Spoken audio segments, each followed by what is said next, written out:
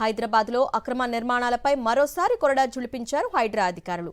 జూబ్లీహిల్స్ పెద్దమ్మగుడి పక్కన నాలాపై ఉన్న ఆక్రమణలను కూల్చేశారు.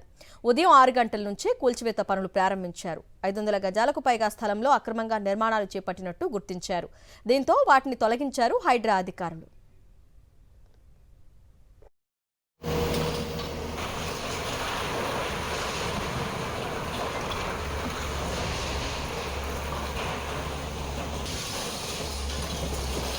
హైదరాబాద్లో అక్రమ నిర్మాణాలపై మరోసారి కొరడా జుళిపించారు హైడ్రా అధికారులు.